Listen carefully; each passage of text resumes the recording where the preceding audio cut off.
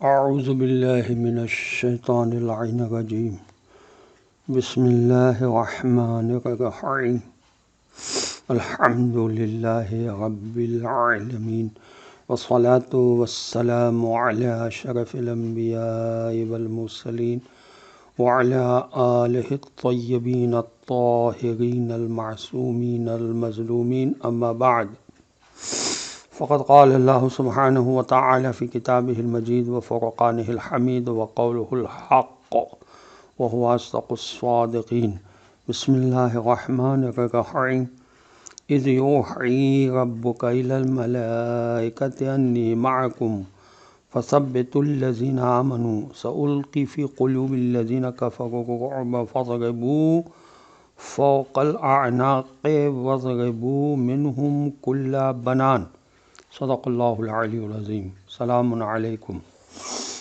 ورحمۃ اللہ وبرکاتہ۔ اللہ تبارک و تعالیٰ کا شکر ہے کہ سورہ انفال کی آیت نمبر 12 کی تلاوت کا شرف میں نے حاصل کیا۔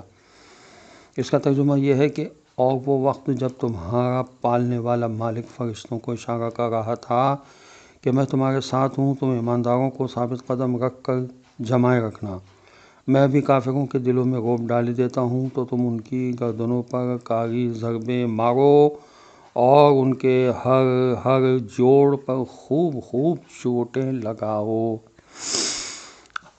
اللہ تبارک و تعالیٰ اگر چاہے تو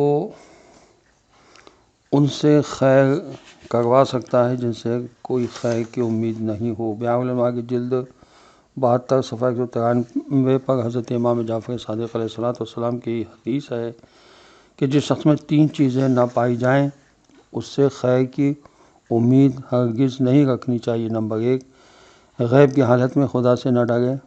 نمبر 2، بڑھاپے میں برائی سے باز نہ آئے۔ نمبر 3، عیب کے کاموں سے حیا نہ کرے۔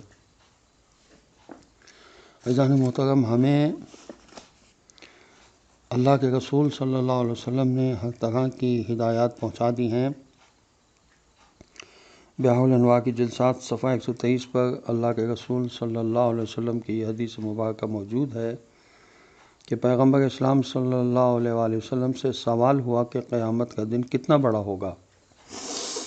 آپ صلی اللہ علیہ وسلم نے جواب دیا، قسم ہے اس خدا کی کہ جس کے قبضہ قدرت میں میری جان ہے، قیامت کا دن مومن کے لیے دنیا میں ایک واجب نماز پڑھنے سے بھی زیادہ آسان ہوگا۔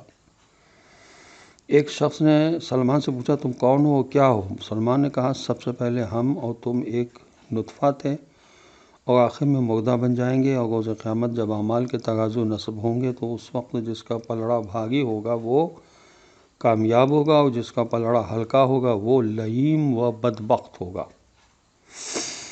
قیامت کے دن کے سوالات کو بھی ہم اپنے ذہن میں رکھیں۔ ہمیشہ لوگوں سے سوال ہوگا۔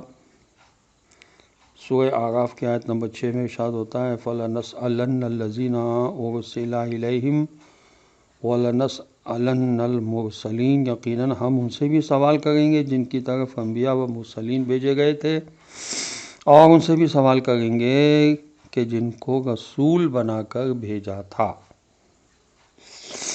تمام اعمال کے بارے میں سوال ہوگا۔ سورہ نحل کی آیت نمبر 93 میں ارشاد ہوتا ہے، وَلَنَسْأَلَنَّ عَمَّا كُنْتُمْ تَعْمَلُونَ،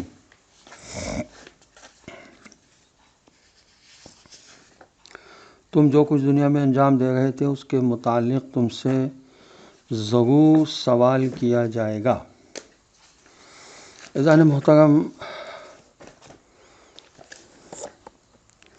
خوف خدا انسان کے ذہن میں ہو ہمیشہ تو اس کے نتائج بہت اچھے ہوتے ہیں، جیسا کہ سورہ رحمان کی آیت نمبر 46 میں ارشاد ہوتا ہے، وَلِمَنْ خَافَ مَقَامَ رَبِّهِ جَنَّتَانِ، جو شخص اپنے پروردگار کے سامنے کھڑا ہونے سے ڈرتا ہے اس کے لیے جنت میں 2 باغ ہیں۔ سورہ مبارکہ ہود کی آیت نمبر 103 میں ارشاد ہوتا ہے، اِنَّ فِی ذَلِکَ لَآیَةً لِمَنْ خَافَ عَذَابَ الْآخِرَةِ، یقیناً اس میں اس شخص کے واسطے جو آخرت کے عذاب سے ڈرتا ہے ہماری قدرت کی نشانیاں موجود ہیں۔ وآخر دعوانا ان الحمد للہ رب العالمین، والصلاة والسلام علی اشرف الانبیاء والمرسلین وعلی آلہ الطیبین الطاہرین المعصومین المظلومین السلام علیکم ورحمۃ اللہ وبرکاتہ۔